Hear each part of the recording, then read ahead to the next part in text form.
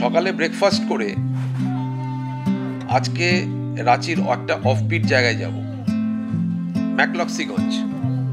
আপনারা নামটা অনেকেই শুনেছেন, অনেকেই হয়তো বেড়াতে গেছেনও এখানটায়, কিন্তু খুব বেশি ইনফরমেশন আমাদের কাছে এই জায়গাটা সম্পর্কে নেই। ঘাটাঘাটি করে জানতে পেরেছি যে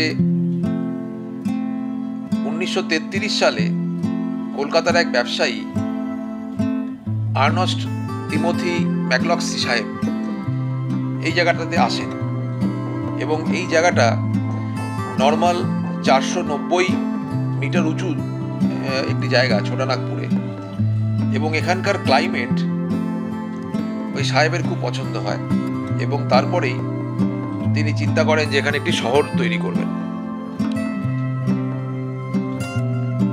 প্রায় 2 লক্ষ মানুষের কাছে, অ্যাংলো ইন্ডিয়ানদের কাছে তিনি আবেদন করেন যে এই জায়গায় আসার জন্য, এবং 300 ফ্যামিলি এই জায়গায় এসে তারা বসবাস করত। 1933 সাল থেকে দ্বিতীয় বিশ্বযুদ্ধ অবধি প্রায় 300 ফ্যামিলি এখানে ছিল, কিন্তু দ্বিতীয় বিশ্বযুদ্ধের পরে এখান থেকে ম্যাক্সিমাম চলে যায় এবং 20 থেকে 30টি ফ্যামিলি তারা এখানটায় রয়ে যায়। তাই এই জায়গাটিকে মিনি লন্ডন বলা হয়। আমরা নামার পরে সাধারণ মানুষকে যখন জিজ্ঞেস করছিলাম, তারা বলতেই পারছিল না যে কোথায় কি আছে।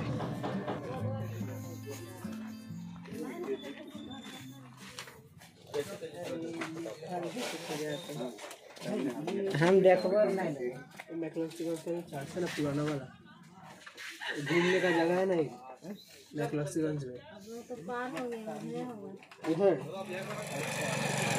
वहाँ तो सीधे चल जाइएगा और रेलवे फाटक होगा पार होने के लिए ना। अच्छा, वो पट्टी मत पार होइएगा, इधर चल जाइएगा।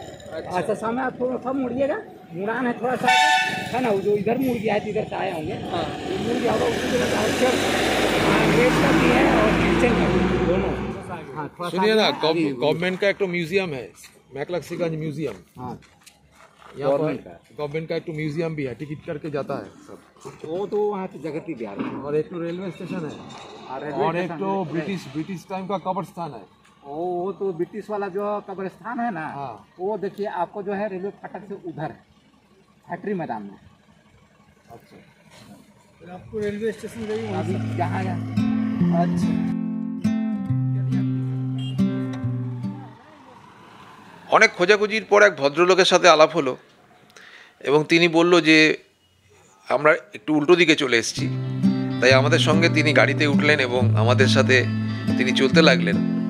বললেন যে রেল লাইনের ওপারটাতেই সব কিছু আছে। তাই তাকে নিয়েই আমরা চললাম। ভীষণ ভালো একটি মানুষের সাথে আমাদের আলাপ হলো, কারণ উনি যেচেই আমাদের কাছে এলেন এবং আমাদের সঙ্গে আমাদের বাসে উঠে পড়লেন এবং আমাদের নিয়ে গেলেন। এবং সেই বোর্ড আমাদের চোখে পড়ল যে ম্যাকলক্সিগঞ্জে কী কী দেখার আছে বা কী কী আমরা দেখব।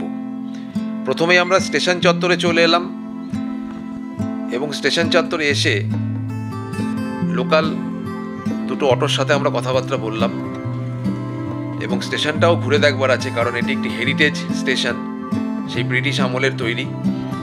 তাই এই স্টেশনটিও আমরা বেশ ভালো করে এক্সপ্লোর করব এবং এখান থেকে বিভিন্ন জায়গায় কয়লা যাওয়া আসা করে, কারণ এখানে আপনারা জানেন যে ঝাড়খণ্ডে প্রচুর কোল মাইন্স আছে। তাই দুটো অটো আমরা ঠিক করলাম যে এই অটো দুটো করেই আমরা সারাদিন ম্যাকলক্সিগঞ্জে ঘুরব, এই সকাল থেকে বিকেল 5টা-6টা অবধি। তারপর আমাদের বাসে করে আমরা আবার রাঁচির দিকে ব্যাক করব। তাই স্টেশন চত্বরে একটু ঘোরাঘুরি এবং একটু ইতিহাস ঘেঁটে দেখা সেই ব্রিটিশ আমলের মিনি ইংল্যান্ড ম্যাকলক্সিগঞ্জ।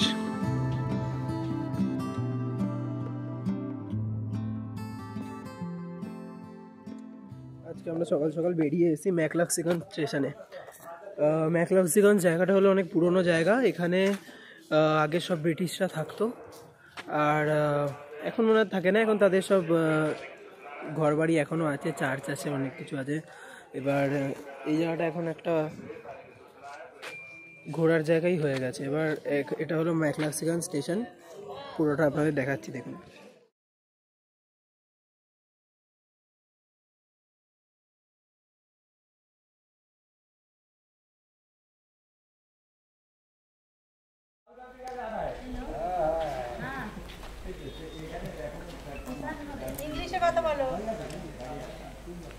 দেখেই বুঝতে পারবেন যে অনেকদিন আগেকার স্টেশন বোঝাই যাচ্ছে, কারণ কতটা নিচুতে প্ল্যাটফর্মটা ইয়ে আছে। হ্যাঁ ম্যাকলাক্সিগান, আরে হ্যাঁ ম্যাক এমসি ম্যাকলাক্সিগান চলে গাড়ি আসছে, চলে ট্রেন আসছে।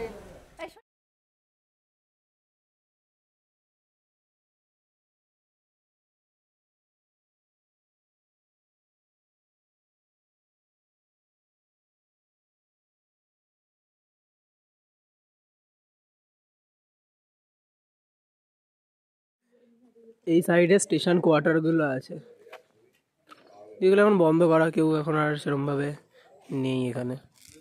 মালগাড়িটা দাঁড়ানো আছে, ওদিকে একটা প্ল্যাটফর্ম দেখা যাচ্ছে উঁচু করে।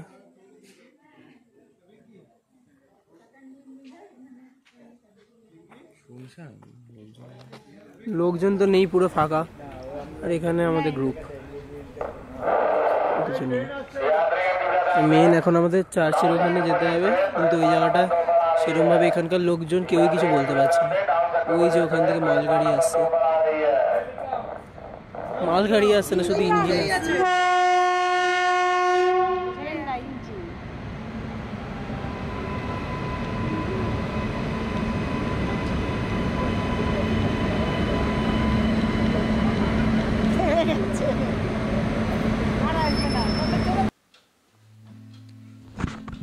ঝাড়খণ্ডের একটি স্পেশাল ডিশ আছে ঢুসকা। এটা খুঁজে খুঁজে পাচ্ছিলাম না, অবশেষে আমাদের ড্রাইভার আর কন্ডাক্টর জোগাড় করে নিয়ে এলো, এবং এটি অনেকটি মালপোয়ার মতন খেতে, ভীষণ একটি ভালো ডিশ। যদি আপনি যান বেড়াতে, এই ঢুসকা কিন্তু অবশ্যই একবার ট্রাই করবেন।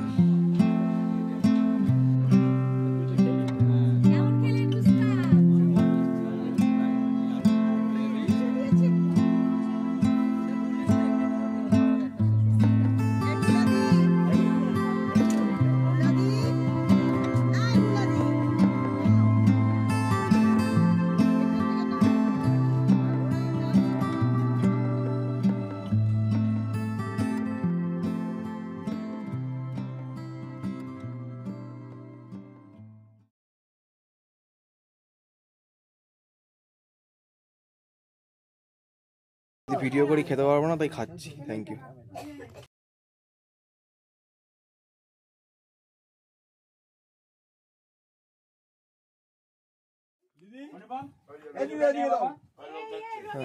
Most anticipated dhuska finally.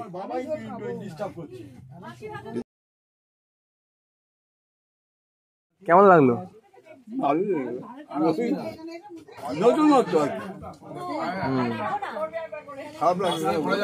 মালপোয়া টাইপের না, অনেকটা ইডলি মালপোয়া মিক্সচার টাইপের। আমাদের অটো স্টার্ট হলো, এবার আমরা ঘুরে ঘুরে দেখব। প্রথমে আমরা যাচ্ছি একটি সিমেট্রি দেখতে।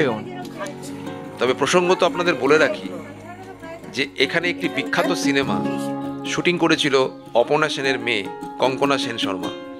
সিনেমাটি 2017 সালে রিলিজ করে এবং বেস্ট ফিল্মফেয়ার অ্যাওয়ার্ডে বেস্ট ডাইরেক্টরের পুরস্কার কঙ্কনা সেন শর্মা পান। খুব কষ্ট করে তিনি সিনেমাটি বানিয়েছিলেন এখানে এসে, এবং সিনেমাটির নাম হচ্ছে এ ডেথ ইন দ্য গঞ্জ। তাই অবশ্যই সিনেমাটি দেখবেন আপনারা। খুব ভালো একটি সিনেমা, প্রায় 8 থেকে 9টা নমিনেশন পেয়েছিল বিভিন্ন ফিল্ম ফেস্টিভ্যালে। তাই আমি আপনাদেরকে বলবো এই সিনেমাটি দেখার জন্য। এবং ম্যাকলাক্সিগঞ্জকে উনি পুরো এই সিনেমাতে কভার করেছে, সমস্ত সিনেমার শুটিং এখানে হয়েছে। তাই আপনাদের ঘুরিয়ে ঘুরিয়ে কিছু শুটিং স্পটও দেখাবো। প্রথমে আমরা তাই সিমেট্রিতে যাচ্ছি। এই সিমেট্রিটি দেখে তারপর আরও বিভিন্ন জায়গায় আমরা যাব, বেশ কয়েকটি চমকও আছে, তাই ভিডিওটি দেখতে থাকুন।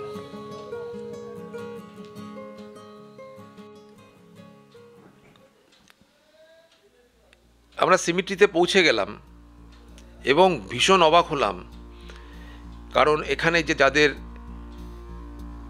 রয়েছে সিমেট্রি, তারা অনেক আগে ভারতবর্ষে এসেছিলেন এবং অনেক আগেই তারা ভারতবর্ষে তারা দেহ রেখেছেন।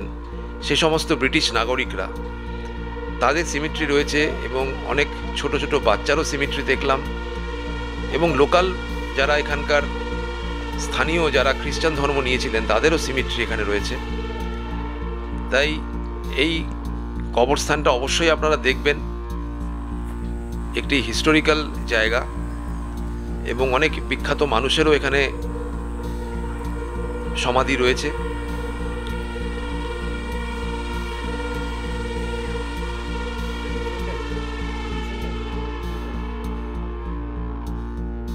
অনেক ব্যবসায়ী এখানে এসেছিলেন, সিমেট্রি থেকে জানতে পারলাম তারা এখানে ব্যবসা করতেন। ভীষণ শান্ত একটি জায়গা, অবশ্যই এখানটা একবার আসবেন, মনটাকে শান্ত করবেন। আমরা এই সিমেট্রিটা ঘুরে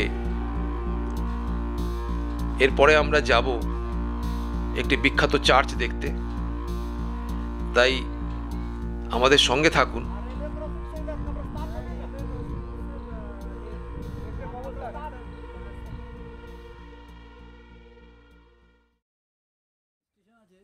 ট্রেন দাঁড়ায় না, তবে লোক একটু বেশি হয়ে গেলে ওরা নিজেরাই দাঁড়িয়ে যায়।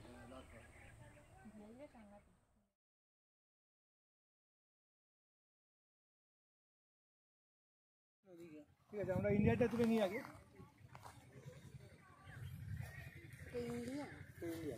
এটা ম্যাকলাক্সিগঞ্জের সেমিট্রি। এখানে হচ্ছে মেনলি ইন্ডিয়ানদের এখন যারা থাকে তাদেরই এগুলো হয়েছে, যারা এখানে রিসেন্টলি দেখা যাচ্ছে, এখানে হচ্ছে রিসেন্টলি হয়তো হয়েছে কবর দেওয়া। আর ওই দিকে হচ্ছে আছে অ্যাংলো ইন্ডিয়ানদের। চলো দেখি গিয়ে। আর ভিডিওটা কেমন লাগলো কমেন্ট বক্সে জানাবেন, কারণ ম্যাকলাক্সিগঞ্জ একটি ভিডিওর মাধ্যমে কমপ্লিট করা সম্ভব না। তাই আমাদের পার্ট 2 করতে হবে, নাহলে ভিডিওটা অনেক বড় হয়ে যাবে।